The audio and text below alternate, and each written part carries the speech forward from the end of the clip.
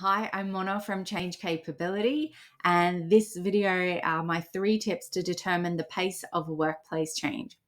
Pace of change is a hot topic for leaders everywhere in every organization that I've been with. You want to, as a leader, speed things up and build momentum, or even as someone receiving change, but then things don't always go as planned, and you're left wondering if the pace of change is right for your business.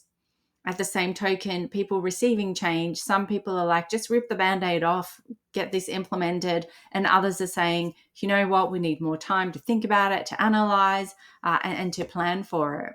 So the pace of workplace change is a much more complex topic than the 3 tips that I'll share with you. However, these 3 can get you started and thinking about a more effective way to pace your change. So, the first thing is to identify the complexity of the particular change that you're wanting to design or implement. There are many tools that can be helpful for you and that break down what complexities and elements to consider when assessing this complexity. Typically, the more complex a change is, the slower your pace needs to be.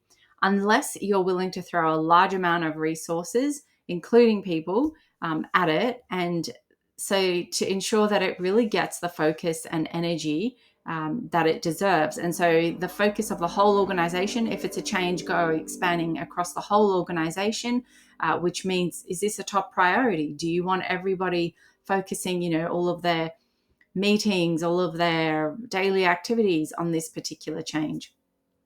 Some of the other things that could determine complexity are the cost of implementing, the financial impact to your business and to your people, the number of people impacted, whether there's media or public interest, unions, for example, as well, the geographic span of your change. If you're a global organization, is it reaching global audiences?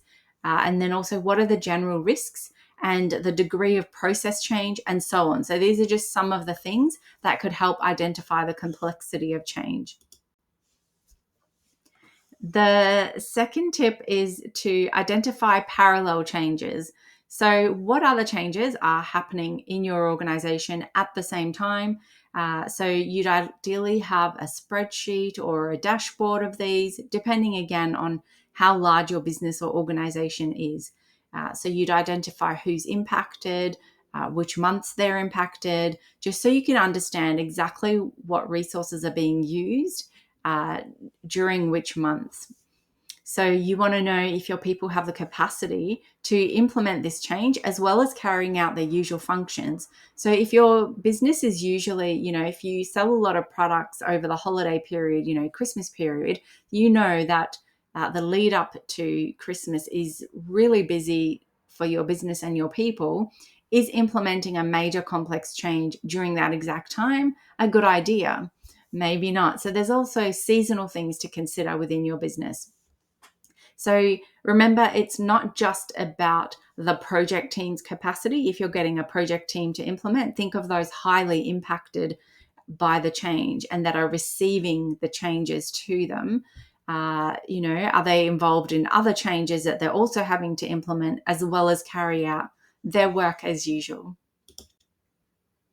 My third and final tip to determine the pace of change is look at what other resources you have to enable this change. So, if you don't have the resources for a large, major, complex change that you want implemented, for example, in a 3-month period, then your change may not be adopted and it may not be successful. So, you're spending all this money on the change, you're not getting the benefits that you originally wanted, and you've potentially wasted large sums of money. So you want to speed up the change because you want to save money.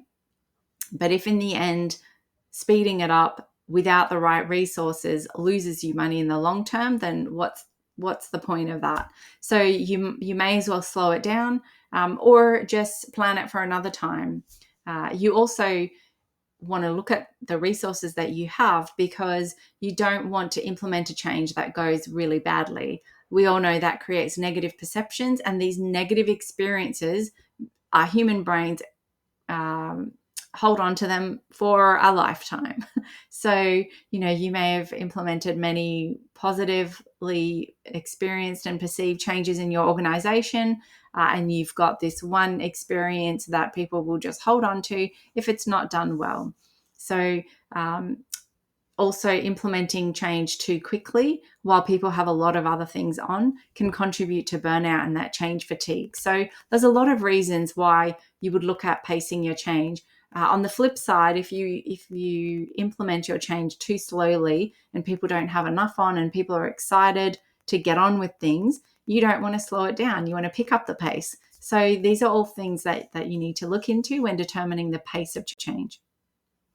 Follow me for more tips and sign up to the Psychology of Change newsletter. So, in this, I'll share more tips and tools and links to interesting facts and resources that you can use if you're interested about the human experience during change and the psychology behind it, as well as the systems and processes.